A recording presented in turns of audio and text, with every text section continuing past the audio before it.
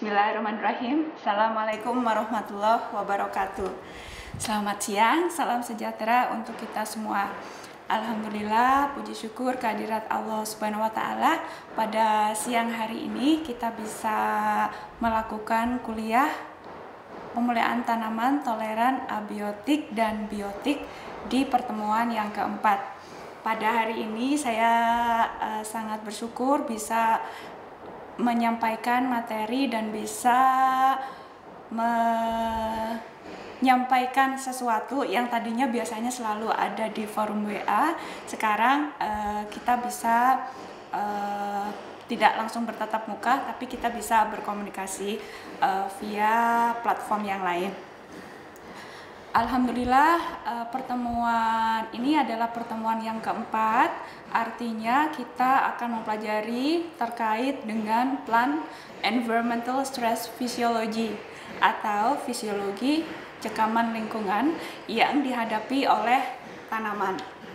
Tetapi sebelum memasuki materi tersebut, saya ingin menyampaikan kepada rekan-rekan semua yang ada di Unsud, yang ada di Unhas, dan yang ada di Unsri, supaya kita semua semoga selalu berada dalam lindungan Allah Subhanahu wa Ta'ala, mentaati protokol kesehatan, dan juga menjaga spirit atau semangat dalam menimba ilmu, dalam belajar meskipun berada dalam kondisi yang sangat menantang, kondisi pandemik akibat COVID-19. Selanjutnya, mari kita langsung mempelajari tentang materi pada hari ini. Di pertemuan sebelumnya, Prof. Warto sudah menyampaikan tentang berbagai jenis cekaman yang dapat mengenai tanaman. Nah, di pertemuan kali ini saya akan membahas mengenai apa akibat dari stres tersebut pada tanaman. Oleh karena itu, kita harus mendefinisikan terlebih dahulu apa yang dimaksud dengan cekaman. Cekaman di sini dapat diartikan sebagai suatu kondisi yang diterima oleh tanaman, di mana kondisi tersebut menyebabkan tanaman tidak mampu tumbuh secara optimal. Di sini ada kata-kata unfavorable to grow. Ya, di sini cekaman bisa meliputi adanya kekurangan nutrisi, adanya kekurangan air, atau kebalikannya, kelebihan air. Bisa berupa genangan atau bahkan banjir. Selain itu, bisa juga meliputi suhu yang terlalu rendah atau bahkan terlalu tinggi atau overheat. Bisa juga disebabkan oleh sesuatu yang sifatnya berupa serangan hama dan penyakit tanaman. Di sini, stres ini atau cekaman bisa dikategorikan menjadi dua. Yang pertama adalah biotic stress dan yang kedua adalah abiotic stress.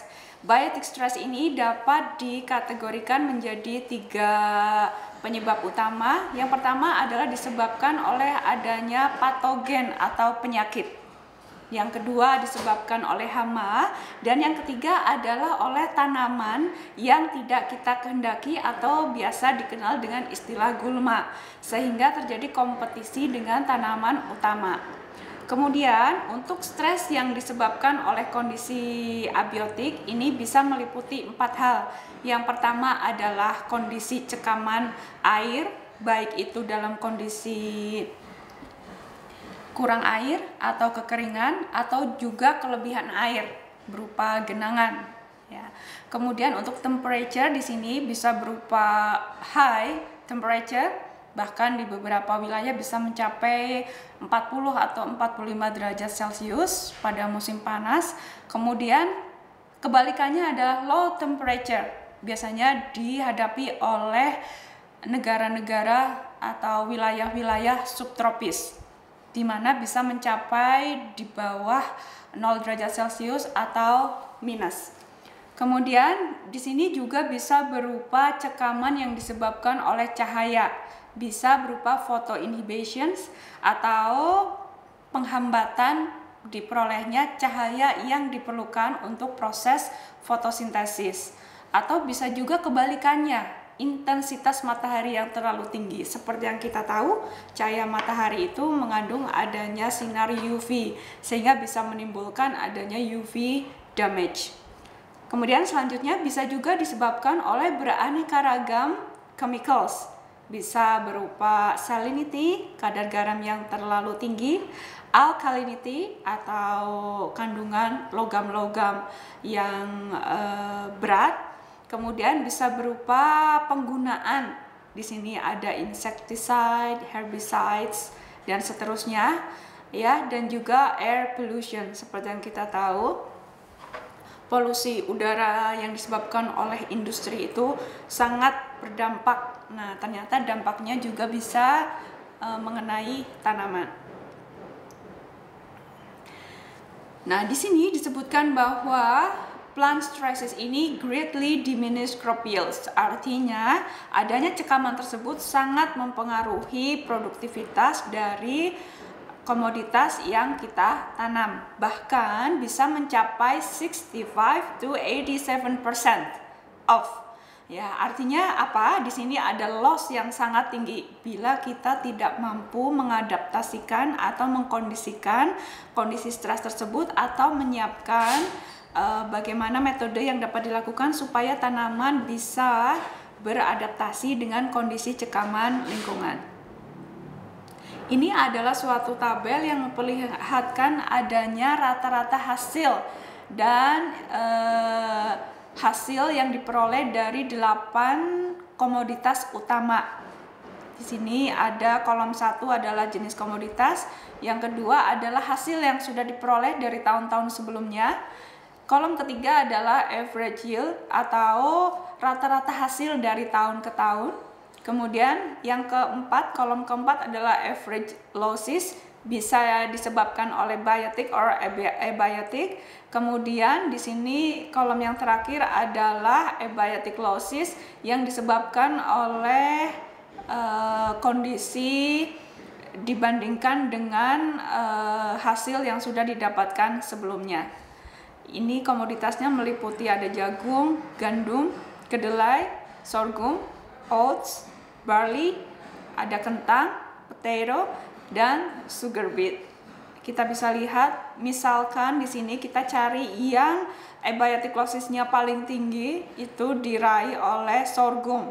Ya, jadi pada saat terkena cekaman abiotik, pengurangan hasilnya bisa mencapai 80,6%. Kita bisa lihat, jadi kalau dalam kondisi optimal, ya, hasil yang didapat mencapai 20.100. Ya, kemudian di sini rata-rata yang dihasilkan setelah terkena cekaman adalah 16.200. Ya, jadi di sini ada pengurangan yang sangat tinggi yang disebabkan oleh kondisi cekaman. Hal ini juga dialami oleh jenis-jenis tanaman yang lain. Artinya apa? Kondisi cekaman tersebut harus diatasi supaya bisa mempertahankan produktivitas tanaman. Kemudian selanjutnya kita akan mempelajari apa itu strain atau padanan kata dalam bahasa Indonesia yang tepat mungkin adalah tegangan. Di sini bisa dinyatakan sebagai perubahan biologis dari suatu tanaman pada kondisi cekaman. Nah, tegangan ini bisa berupa tegangan elastik atau plastik, tergantung pada derajat dan durasi dari cekaman tersebut. Elastic strain ini sifatnya adalah recoverable.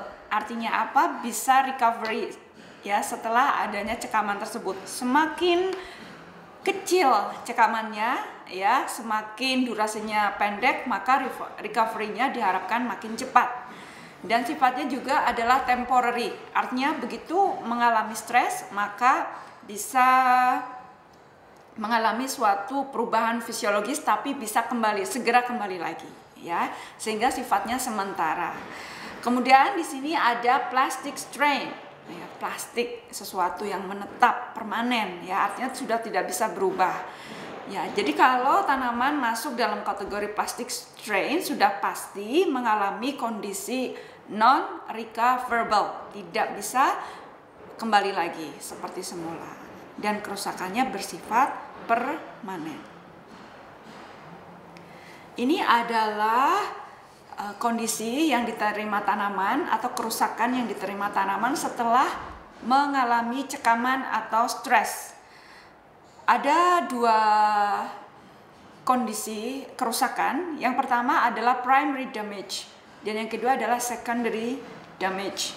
Ya, primary artinya kerusakan yang utama, biasanya diterima langsung oleh tanaman segera setelah mengalami cekaman. Nah, yang terjadi di sini biasanya adalah adanya kerusakan plasma lemma. Dan yang kedua adalah primary indirect damage. Jadi pada saat terkena cekaman tidak langsung rusak, tetapi kemudian yang lebih bahaya di sini adalah mengalami dysfunction atau ketidakberfungsian ya dari metabolisme pada tanaman tersebut. Tentu saja ini sangat berbahaya karena kalau tanaman tidak mampu melakukan metabolisme dengan baik, dia tentu saja tidak akan bisa hidup dengan baik. Kemudian ada juga respon yang sifatnya terjadi setelah respon yang utama atau secondary damage. Misalnya adalah adanya water stress in salt stress plants. Jadi kalau tanaman mengalami stres cekaman terhadap garam, maka tanaman tersebut biasanya akan diikuti atau dilanjutkan dengan adanya kondisi yang hampir sama dengan tanaman yang mengalami cekaman kekeringan. Daun menggulung, kemudian tanaman tampak layu. Karena apa? Karena adanya cekaman garam tersebut mengakibatkan air keluar atau plasmolisis keluar dari sel tanaman. Seperti itu. Kita akan bahas satu persatu. Yang pertama adalah perubahan pada biomembrane atau pada membran tanaman. Ini bisa berupa perubahan pada bagian-bagian membran, kemudian bisa juga pada permeabilitasnya dan pada fase-fase membran tersebut. Seperti yang kita tahu, setiap fase kehidupan tanaman pasti diikuti oleh adanya perubahan membran sesuai dengan kondisi tanaman tersebut, terutama pada tanaman berkayu. Kemudian di sini ada perubahan pada fotosintesis. Di sini bisa menurunkan adanya net photosynthetic rate atau PN. Artinya apa? Pada saat terjadi cekaman, maka kemampuan fotosintesis dari tanaman juga akan menurun. Kemudian yang kedua adalah penurunan pada pembukaan stomata. Ya, jadi kalau stomatanya tidak membuka, otomatis juga tidak terjadi penyerapan atau masuknya oksigen yang diperlukan oleh masuknya karbon dioksida yang diperlukan pada proses fotosintesis. Kemudian selanjutnya adalah penurunan dari efisien kuantum. Jadi di sini FV per FM, FV ini bisa didefinisikan sebagai kemampuan tanaman untuk menyerap suatu panjang gelombang tertentu yang optimal. Nah, pengukurannya dibanding yang optimal adalah M, kemudian yang bisa diserap pada kondisi pada kondisi tercekam adalah FV. Jadi di sini adalah efisien kuantum. Jadi cahaya yang panjang gelombang tertentu yang bisa ditangkap pada kondisi tercekam dibandingkan dengan pada kondisi optimal atau tidak terkena cekaman. Kemudian ada juga penurunan pada quantum yield atau light intensity, ya, penyerapan cahaya dibandingkan dengan kemampuan tanaman untuk melakukan fotosintesis. Kemudian juga tanaman bisa mengalami perubahan respirasi. Seperti yang kita tahu pada jalur respirasi ini ada beberapa proses yang terjadi, ya, meliputi glikolisis, kemudian ada siklus Krebs, dan juga di sini ada pentose phosphate pathway ya, atau P3 pada kondisi, terutama ini akan berubah pada kondisi cekaman kekeringan, pada kondisi mengalami serangan patogen dan perlukaan karena adanya stres tertentu. Kemudian di sini juga bisa mengalami penurunan pada kondisi freezing atau pada kondisi cekaman udara, cekaman suhu yang terlalu rendah ya. Kemudian bisa juga di sini adalah cekaman suhu tinggi dan juga kondisi banjir atau genangan. Kemudian adanya cekaman juga dapat meningkatkan laju respirasi, terutama bila tanaman mengalami perlukaan dan serangan patogen. Mengapa? Karena seperti yang kita tahu, patogen paling mudah masuk ke dalam tanaman bila tanaman tersebut mengalami perlukaan. Kemudian pada kondisi suhu rendah dan juga pada sebaliknya pada kondisi kekeringan, maka laju respirasinya juga dapat meningkat pada saat awal dan akan menurun selanjutnya.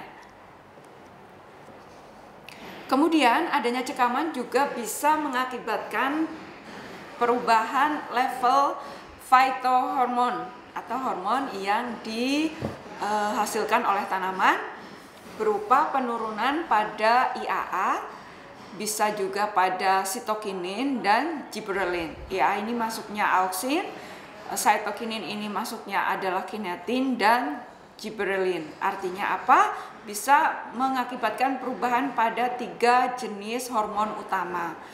Bisa juga menimbulkan adanya peningkatan pada ABA. Seperti yang kita tahu, ABA ini sangat berperan penting dalam proses plant cell death.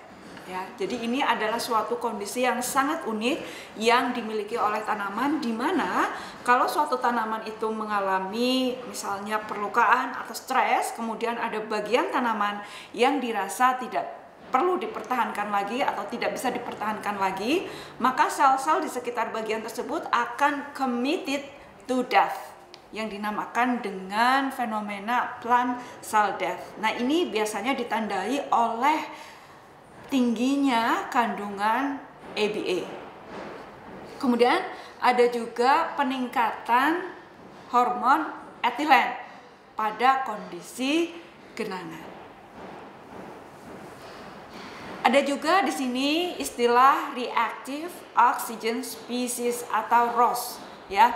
Jadi ini adalah suatu biasa kita kenal mudahnya dengan istilah free radicals atau radikal bebas. Kalau kita mendengar kata radikal bebas, terutama mbak-mbak ini ya, pasti sangat berhati-hati. Karena apa? Karena efeknya yang sangat bisa merugikan. Ternyata tidak hanya bisa merugikan manusia, hewan, bahkan juga tanaman. Mengapa? Karena mereka bisa merusak organel-organel yang ada pada sel. Misalnya, mereka bisa merusak kloroplas, mitokondria, dan organel yang lain. Tentunya sangat berbahaya. Kemudian, reactive oxygen species atau free radicals ini juga bisa merusak membran, yang mengakibatkan adanya membrane peroxidation atau yang kita bisa kenal dengan istilah oxidative degeneration. Kemudian yang kedua adalah bagaimana how plants respond to stress in several different ways. Jadi di sini kalau ada kondisi cekaman lingkungan, maka kemudian tanaman ini, signal tersebut akan diterima oleh tanaman sehingga tanaman bisa menampilkan respon terhadap cekaman tersebut. Nah, responnya bisa dikategorikan menjadi 3 bagian utama. Yang pertama adalah tolerance, yang kedua adalah avoidance, dan yang ketiga adalah escape. Kita bahas satu demi satu. Yang pertama adalah stress escape, di mana tanaman akan menghindari ya kerusakan dari cekaman tersebut. Dia pintar sekali. Jadi dengan cara meregulasi, dengan cara mengatur siklus hidupnya supaya dia tidak berbenturan dengan kondisi cekaman. Nah, ini biasa dikenal pada tanaman ephemeral plants, ya. Jadi mereka itu berusaha menghindari kondisi cekaman dengan cara apa? Dengan cara berkecambah, tumbuh dan menghasilkan bunga sangat cepat, ya, segera setelah musim hujan mulai. Begitu musim hujan mulai akan segera berkecambah, akan segera tumbuh, berbunga, dan kemudian segera complete their life cycle, ya, segera secepatnya segera menghasilkan biji, dan kemudian biji itu akan dormant pada saat musim kering. Karena apa? Mereka sangat peka terhadap kondisi kering. Jadi semua siklus hidup harus selesai sebelum musim kemarau tiba. Kemudian yang kedua adalah stress avoidance. Di sini tanaman melakukan plants avoid, ya, kondisi cekaman dengan cara membangun suatu barrier untuk menjaga supaya cekaman tersebut tidak masuk ke dalam tanaman. Contohnya adalah alfalfa ini mampu bertahan pada kondisi kering dengan cara menghasilkan suatu sistem perakaran yang bisa menembus jauh ke dalam tanah sehingga mereka mampu menjangkau air. Kemudian yang kedua adalah salt secretion halophytes. Di sini adalah suatu tanaman-tanaman yang mampu mensekresi garam-garam sehingga mereka mampu mengurangi adanya kandungan garam di daun, sehingga garam tersebut tidak mampu merusak organel-organel yang ada pada daun. Kemudian yang ketiga adalah mekanisme yang paling utama, yaitu stress tolerance. Jadi di sini tanaman able to adapt to the stress environment karena mereka punya metabolisme untuk memperbaiki kerusakan yang disebabkan oleh stres. Jadi tanaman ini sakti, ya. Kalau kedua respon yang lain, yang satu menghindar, yang satu adalah berusaha gimana caranya supaya cekaman tersebut tidak masuk ke dalam tanaman. Kalau yang ketiga, cekaman ini tetap mengenai tanaman, tapi tanaman mampu menunjukkan kemampuan toleransinya.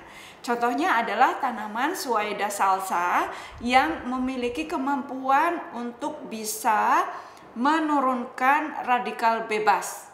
Ya, selain itu mereka juga mempunyai high osmotic adjustment ability. Ya, kemampuan untuk melakukan penyesuaian dengan cara menghasilkan larutan-larutan osmolites yang bisa digunakan untuk mengimbangi adanya cekaman. Selain itu mereka juga mampu menghasilkan suatu pembatasan-pembatasan supaya ion-ion yang merusak tersebut tidak masuk lebih lanjut ke dalam bagian-bagian yang penting dari tanaman. Nah, ada dua hal yang berbeda di sini yang perlu diperhatikan, yaitu tentang adaptation versus acclimations. Ya, jadi kalau kita dengar ada kata adaptasi dan juga ada kata aklimasi. Nah, kalau adaptation itu biasanya terkait dengan adanya upaya yang secara genetis memang diturunkan. Ya, jadi kemampuan untuk menghadapi cekaman tersebut diturunkan pada kondisi cekaman. Misalnya adalah tanaman-tanaman, di sini kita tahu ya ada 3 jenis tanaman terkait dengan kemampuan fotosintesisnya. Yang unik ada C3, tanaman C4 dan juga CM. Nah, CM ini adalah mereka yang mampu beradaptasi pada kondisi yang sangat panas dan kering di gurun. Kemudian yang kedua adalah acclimations. Ini terkait dengan kondisi fisiologis tanaman yang tidak mampu diturunkan, tetapi mereka biasanya dimiliki oleh individu-individu tanaman yang mampu beradaptasi terhadap gradual exposure. Jadi suatu perubahan cekaman yang pelan-pelan sehingga mereka bisa menghadapi kondisi cekaman tersebut. Biasa juga dikenal dengan istilah hardening. Kemudian selanjutnya adalah bagaimana cara tanaman beradaptasi terhadap kondisi cekaman. Ada 5 hal yang bisa dilakukan. Yang pertama adalah osmotic adjustment. Yang kedua adalah stress proteins, jadi mereka mampu menghasilkan protein-protein yang mampu menghadapi kondisi stres tersebut. Yang ketiga adalah menurunkan adanya free radicals atau ROS. Yang keempat adalah melakukan sintesis ABA. Dan yang kelima adalah cross adaptation. Kita akan bahas satu demi satu. Yang pertama adalah osmotic adjustment. Jadi di sini tanaman mampu melakukan penyesuaian tekanan osmotiknya. Nah, terutama hal ini dialami oleh tanaman-tanaman yang mengalami adanya kondisi cekaman sebagai berikut. Bisa berupa cekaman kekeringan, cekaman salinitas atau kadar garam tinggi, ada juga cold temperature atau suhu yang sangat rendah. Nah, penyesuaian osmotik ini adalah suatu mekanisme biokimia yang membantu tanaman untuk bisa menyesuaikan diri terhadap kondisi cekaman di atas. Di sini adalah suatu proses yang bersifat aktif.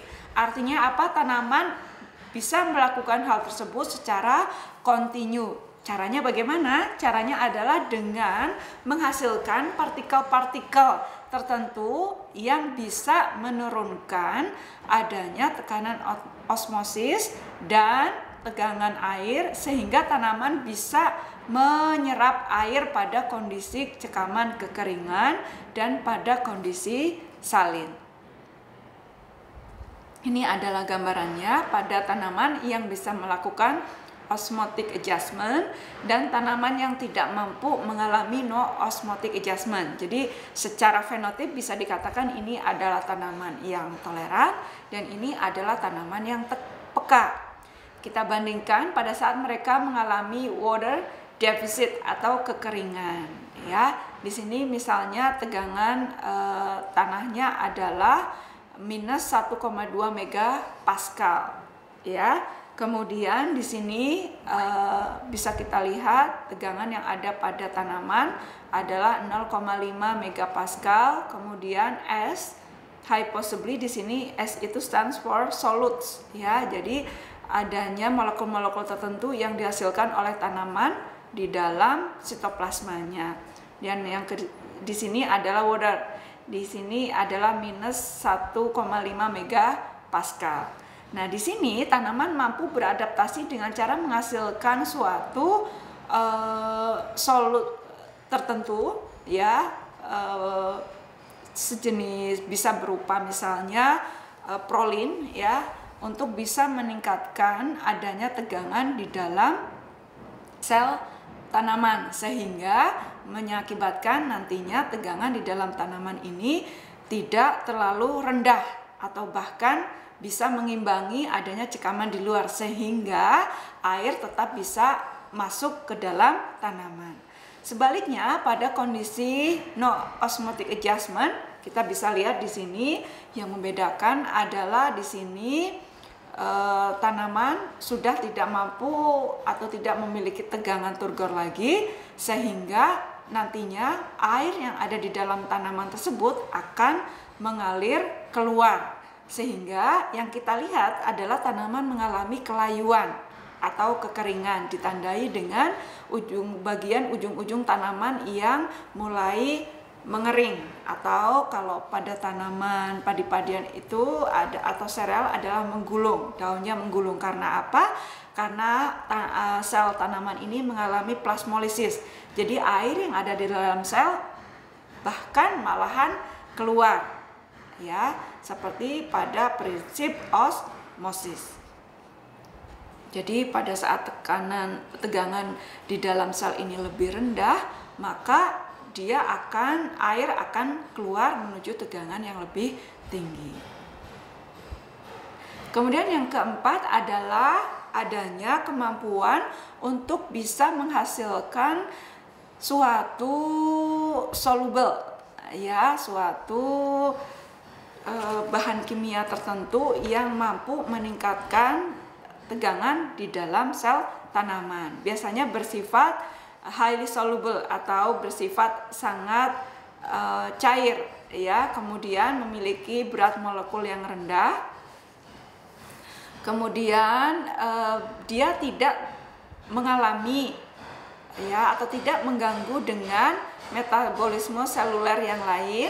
Kemudian bisa juga berada pada kondisi pH netral. Nah, biasanya ini didistribusikan di dalam sitosol, bukan di vakuola.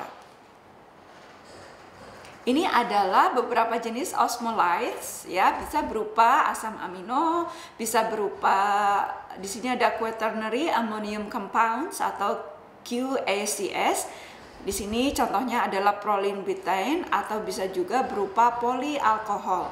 Di sini contohnya untuk amino acid yang paling legendaris yang bisa berfungsi untuk meningkatkan atau sebagai penanda pada kondisi tanaman yang toleran terhadap salin atau kekeringan adalah proline, ya. Kemudian di sini juga QACS ini bisa berupa proline butane. Ada juga polyhydric alcohols berupa pinitol atau manitol. Kemudian yang kelima adalah beberapa jenis solutes compatible ini yang mampu berfungsi untuk melindungi terhadap kondisi supaya bisa mencapai kondisi penyesuaian osmotik. Ya, di sini mereka mampu mengurangi adanya kerusakan dari ion-ion yang beracun. Kemudian mereka juga mampu melindungi enzim, ya, bisa berupa proline, glisin butane. Kemudian mereka juga bisa menghalau, ya, adanya partikel free radicals, ya, radikal bebas. Di sini bisa berupa dihasilkannya proline, manitol atau sorbitol. Kemudian yang kedua adalah kemampuan tanaman untuk menghasilkan protein pada saat mereka mengalami cekaman, sehingga dinamakan dengan stress proteins. Di sini bisa berupa HSPS atau heat shock proteins, kemudian bisa berupa juga CRP, cold regulated proteins.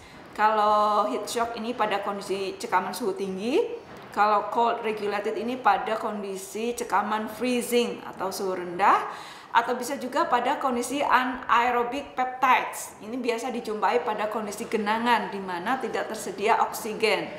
Kemudian ada juga late embryogenesis abundant proteins. Jadi pada tanaman-tanaman yang mampu melakukan embryogenesis di tahap akhir. Kemudian bisa juga dihasilkan osmotic dan juga pathogenesis related proteins. Ini biasanya kalau tanaman mengalami cekaman yang diakibatkan oleh patogen. Kemudian untuk menghalau adanya partikel bebas atau radikal bebas, di sini bisa dihasilkan adanya enzims dan juga oksidan, ya. Makanya antioksidan, ya. Kalau kita lihat ini mbak-mbak pasti sangat memburu adanya antioksidan. Karena apa? Ya, seperti yang dikemukakan tadi, free radicals itu tidak hanya berbahaya ternyata bagi manusia dan hewan, juga bahkan bagi tanaman. Enzim yang dibentuk bisa berupa superoxide dismutase, kemudian ada juga katalase dan juga ascorbic acid peroksidase. Ya, di sini ada kata ascorbic acid, berarti ini mungkin semacam, ya, kalau oksidan, antioksidan di sini adalah vitamin C. Ini bisa berupa karotin atau beta karotin, ada vitamin E, kemudian ada juga dimetil sulfoksida atau DMSO dan glutathione. Kemudian mereka juga bisa menghasilkan ABS stress hormone. Fungsinya untuk apa? Supaya stabilitas membran tetap terjaga, kemudian juga bisa menghasilkan osmolytes dan juga mengurangi adanya kehilangan air dan juga meningkatkan konduktivitas dari air. Yang kelima adalah cross adaptation. Ya, artinya adalah di saat terjadi suatu cekaman, maka di sini organisme mampu melakukan berbagai macam modifikasi ya terkait dengan efek-efek yang merugikan dari cekaman tersebut ya. Nah, efek-efek tersebut tentunya sangat berbeda antara cekaman yang satu dengan cekaman yang lain ya, karena sumber cekamannya saja berbeda, ada chilling, ada heat, ada drought, ada radiation dan lain-lain. Penyebabnya adalah yang pertama, pada saat terkena cekaman, kalau dianalisis maka biasanya yang paling membedakan, distinguish di sini adalah kandungan aba yang tinggi. Nah, kemudian adanya stres tersebut secara otomatis juga akan mengakibatkan cekaman protein, kemudian juga fungsi protein akan terganggu. Kemudian sebagai akibat dari disintesisnya ABA atau ABA, maka di sini bagi tanaman yang toleran, maka juga akan menghasilkan adanya osmolytes dan juga perubahan membran. Nah, selain itu juga mereka akan mengaktifkan suatu sistem untuk menghalau adanya free radicals atau radikal bebas. Yang ketiga adalah pada kondisi cekaman suhu rendah. Kita perhatikan kurva ini, kalian bisa lihat bahwa di sini sumbu X-nya adalah waktu dengan satuan detik, kemudian sumbu Y-nya di sini adalah suhu. Nah, suhu ini kalian perhatikan di sini ada 0 derajat Celcius, semakin ke atas maka suhu makin tinggi dan semakin ke bawah minus, di sini suhu semakin rendah. Ada beberapa negara tropis yang bahkan sangat ekstrim. Pada musim dingin bisa mencapai minus 40 derajat Celcius seperti Kanada, atau bahkan pada suhu rendah bisa mencapai suhu 40-45 derajat Celcius seperti di Jepang. Nah, pada kondisi tersebut tentu saja tanaman akan mengalami cekaman. Nah, yang dinamakan dengan freezing ini adalah kondisi di mana suhu berada di bawah 0 derajat Celcius. Nah, semakin lama periode tanaman mengalami cekaman, maka semakin berat pula akibat yang ditimbulkan dari cekaman tersebut. Kita bisa lihat di sini pada sel tanaman yang tidak mengalami cekaman, maka di sini kondisi membrannya bagus, sel wall-nya juga di sini bisa membungkus sitoplasma dengan baik, plasma membrannya juga kuat. Begitu mengalami freezing, ya, namanya freezing itu pasti memerlukan proses, tidak bisa ujuk-ujuk dalam 1 detik misalnya berubah suhunya menjadi minus 5 derajat Celcius, tentu saja tidak, melalui proses bisa berupa jam atau hari. Nah, pada saat proses ini maka sampai akhirnya mengalami cekaman yang sangat berat, maka di sini akan terjadi perubahan baik pada dinding sel maupun pada plasma membran. Di sini akan terbentuk adanya kristal-kristal es. Kalian bisa bayangkan ya. Jadi di sini cairan yang ada di dalam sel tanaman itu akan mengkristal sehingga tidak bisa melakukan fungsinya dengan baik.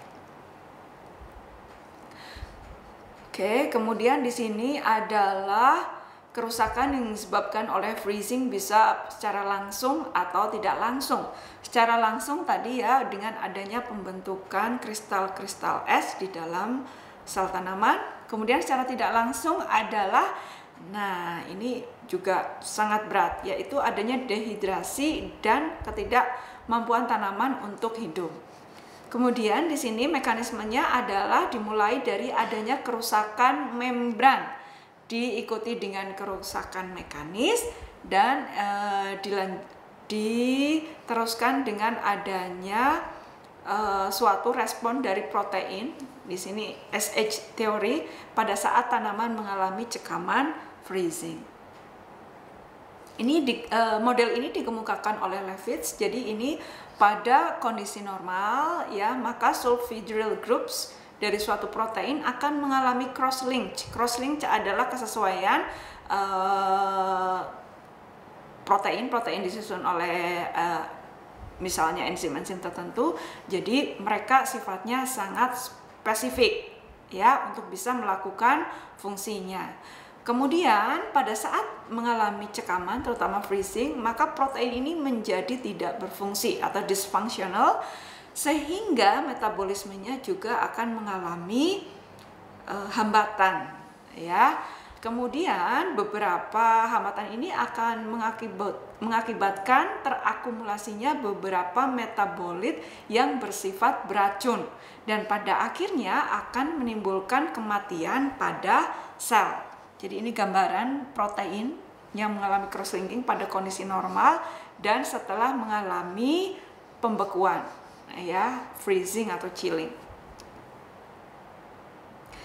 Kemudian beberapa strategi diperlukan supaya tanaman ini bisa menghadapi kondisi freezing.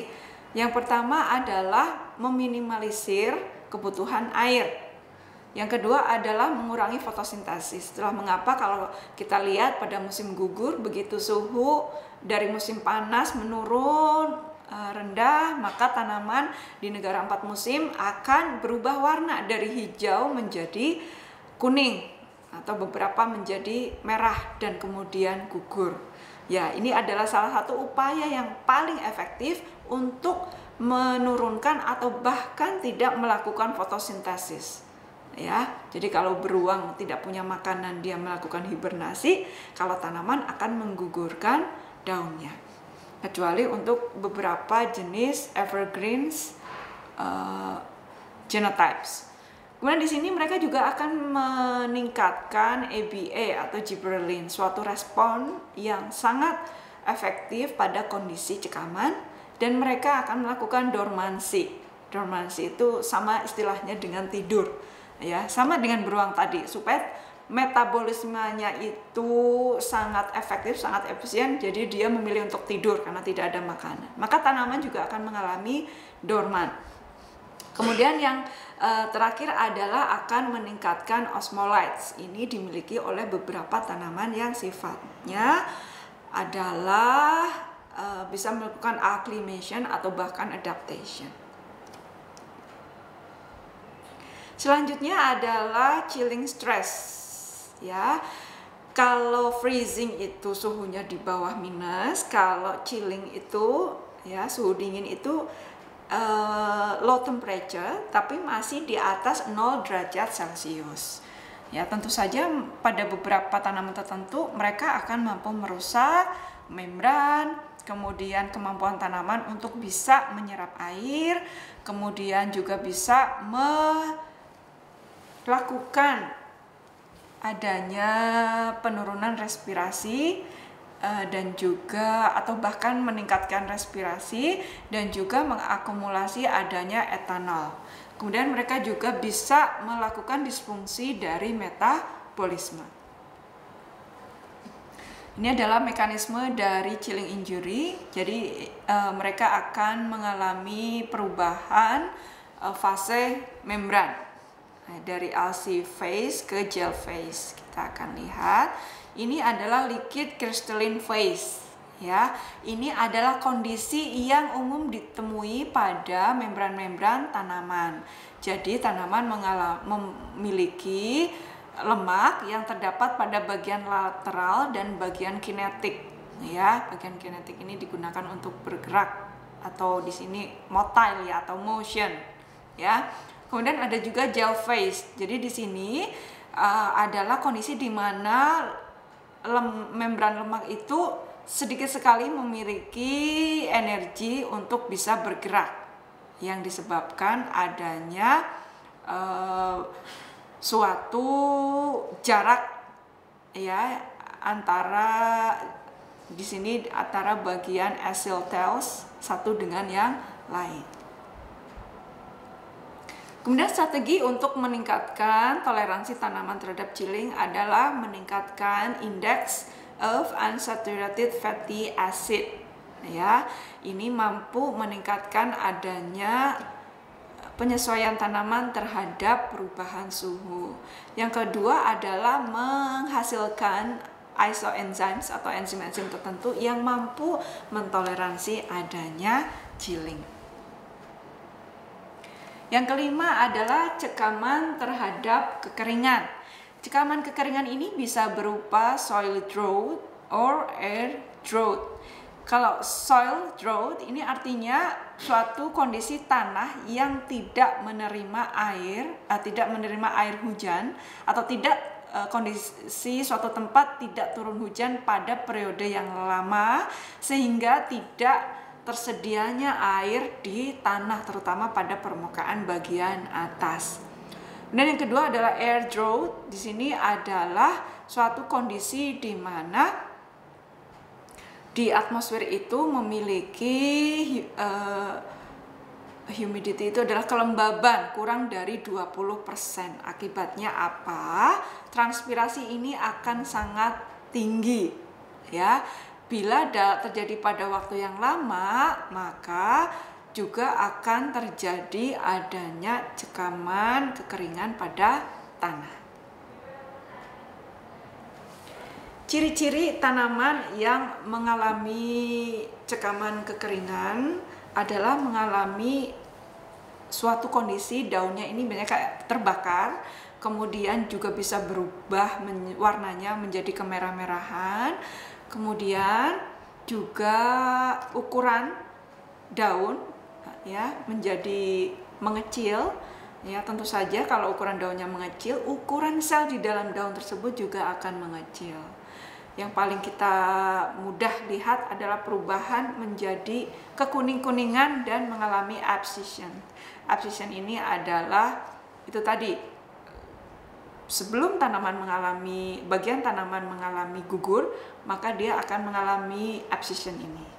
Ya, kemudian bila ini berlanjut dalam waktu yang lama, maka daun-daun muda dan juga bagian-bagian reproduktif ini akan layu dan bahkan bisa mengalami kematian. Ini adalah mekanisme dari cekaman kekeringan. Yang pertama, mereka akan merusak bagian membran, kemudian juga akan mengalami penyimpangan metabolisme. Yang pertama adalah redistribusi air di dalam organ. Jadi tanaman itu pintar sekali, dia akan berusaha memikirkan bagian mana yang paling membutuhkan air pada suatu bagian tanaman. Kemudian tentu saja kalau airnya kurang, maka di sini otomatis fotosintesisnya juga akan berkurang. Respirasinya tinggi karena otomatis pada kondisi cekaman kekeringan, suhu juga meningkat. Kemudian di sini ada juga penurunan asam-asam nukleat dan protein. Tentu saja kalau fotosintesis rate-nya rendah, maka jumlah protein dan asam amino juga akan menurun. Kemudian ada akumulasi prolin dan juga akumulasi APA. Selanjutnya adalah mechanical damage. Ya, kita bisa lihat adanya perubahan pada fenotipe tanaman. Kemudian adanya pembentukan protein dengan formasi SS. Kita lihat nanti. Kemudian strateginya untuk meningkatkan ketahanan ya terhadap cekaman kekeringan bisa berupa stress avoidance atau juga stress tolerance.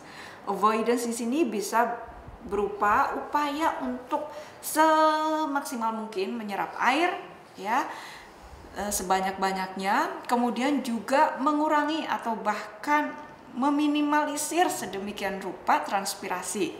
Transpirasi kan keluarnya air ya dari tanaman, jadi ini ditahan airnya supaya bisa bertahan sebanyak-banyaknya di dalam tanaman dan juga meningkatkan kemampuan transportasi air. Di sini maka tanaman akan mengembangkan adanya sistem perakaran yang bagus dan juga meningkatkan rasio dari root to shoot. Biasanya kan rasionya lebih banyak untuk pembentukan tajuk ya. Kalau pada kondisi drought resistance, maka tanaman akan memfokuskan diri pada perbaikan atau pertumbuhan akar dibanding dengan tajuk. Kemudian daun-daun ini juga akan dibuat tebal untuk mengurangi transpirasi, respirasi dan juga meningkatkan kemampuan tanaman. Di sini daun lebih tebal, kemudian lebih kecil dan juga kalau daun itu punya kutikula, kutikulanya juga akan menebal. diikuti dengan adanya akumulasi ABA dan pengontrolan stomata supaya sesuai dengan kebutuhan dari tanaman yang mengalami cekaman tersebut. Kemudian tanaman yang dikategorikan sebagai toleran, yaitu mampu beradaptasi terhadap kondisi toleran dengan melakukan osmotic adjustment atau penyesuaian osmotik. Kemudian juga mereka mampu merubah adanya photosynthetic pathway ya, supaya fotosintesisnya ini tetap berjalan dengan baik. Selanjutnya adalah flood stress atau cekam terhadap genangan atau banjir ya. Ini tentu saja yang paling pertama, di dalam air tidak ada oksigen, sehingga di sini dikenal dengan istilah anaerobic stress ya, sehingga respirasinya juga bersifat anaerobik, akan dihasilkan etanol ya yang berbahaya bagi tanaman. Kemudian juga akan dihasilkan etilen. Kemudian kerusakan pada morfologi dan anatomi yang disebabkan oleh defisiensi oksigen itu bisa berupa penurunan pertumbuhan, daun menjadi menguning, kemudian adanya epinasti ditandai dengan kandungan etilen yang tinggi, dan juga adanya degradasi jaringan yang disebabkan oleh adanya etilen tersebut. Ya, kemudian kerusakan yang disebabkan oleh defisiensi dari oksigen tentu saja akan mempengaruhi kapasitas fotosintesis dari tanaman tersebut. Bisa juga stomatal block, jadi stomatanya menutup, dan juga ini akan menghambat kemampuan karbon dioksida untuk masuk. Respirasinya juga akan berupa anaerobik, dan di sini akan dihasilkan adanya toxicants ya, suatu produk toksik, bisa berupa alkohol, asetaldehyde. Di sini bisa juga NH3, laktase, dan H2S. Kemudian bisa juga berupa penyimpangan nutrisi ya. Di sini karena kemampuan mengabsorpsi unsur hara menjadi rendah, tentu saja tanaman ini akan mengalami defisiensi unsur-unsur makro seperti NPK, dan juga bisa mengalami adanya keracunan logam-logam berat tertentu. Kemudian juga tentu saja akan mempengaruhi hormon tanaman, bisa berupa di sini adalah penurunan auksin maupun sitokinin. Ya, di sini bisa berupa penurunan IAA atau juga jenis-jenis sitokinin. Kemudian di sini akan terjadi adanya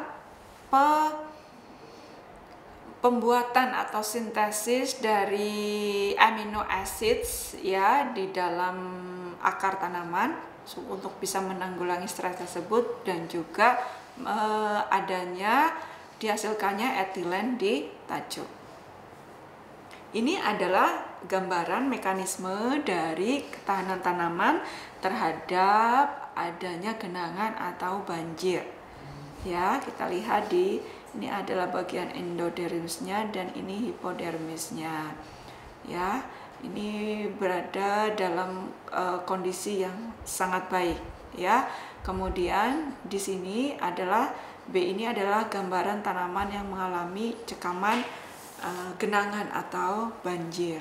Ya, di sini kita lihat endodermisnya menjadi melebar dan menipis. Kemudian di sini hipodermisnya juga menjadi sangat membesar dari ukuran-ukuran normalnya.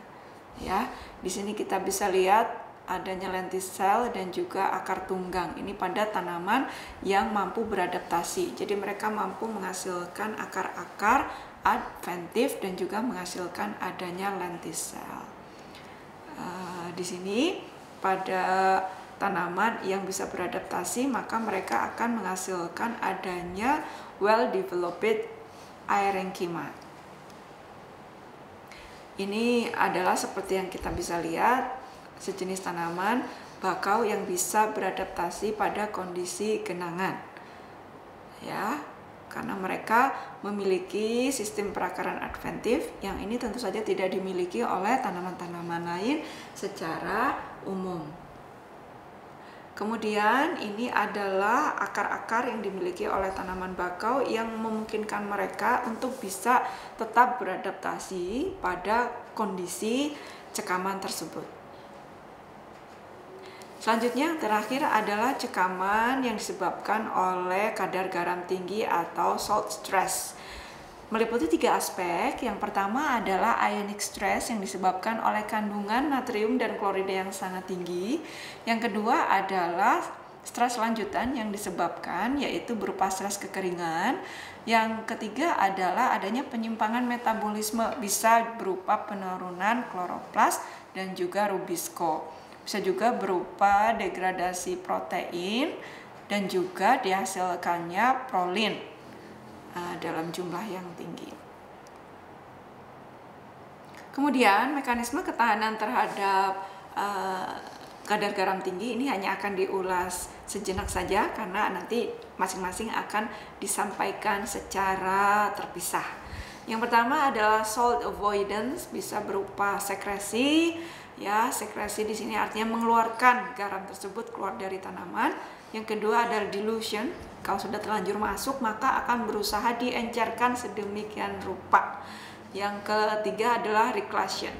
Kemudian untuk salt tolerance, tanaman yang toleran ini mampu melakukan osmotic adjustment dengan cara menghasilkan adanya osmolytes yang mampu meningkatkan tegangan di dalam sel tanaman sehingga air itu tidak akan terserap keluar. Kemudian juga kemampuan untuk menghalau radikal bebas. Selanjutnya adalah stres yang disebabkan oleh patogen.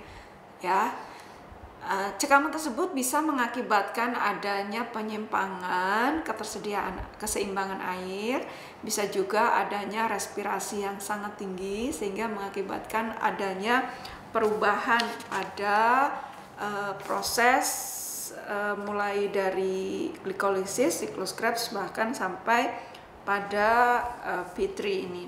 Kemudian juga menurunkan fotosintesis dan pertumbuhan yang abnormal. Kemudian beberapa ketahanan tanaman terhadap adanya serangan patogen ini bisa berupa local resistance system atau SARS, kepanjangan dari kependekan dari sistem acquired resistance. Local resistance system ini bisa berupa super sensitive reactions, ya, bisa berupa phytoalexin, bisa juga dibentuknya kitinase. Ada juga pathogenesis related proteins, ada juga akumulasi dari lignin dan callus, ya, atau callus ini adalah sel yang aktif membelah. Kemudian ada juga oxidative burst. Kemudian kalau SAR ini kemampuan suatu tanaman untuk mengirimkan sinyal kepada signal transduction pathway, ya, kepada bagian lain tanaman supaya bagian lain tersebut tahu atau paham bahwa sebentar lagi akan ada stres dan mereka diminta untuk mempersiapkan diri atau menyiapkan sistem imunitas terhadap stres tersebut. Saya kira itu yang bisa disampaikan untuk hari ini. Nanti akan diberikan keterangan mengenai tugas terstruktur.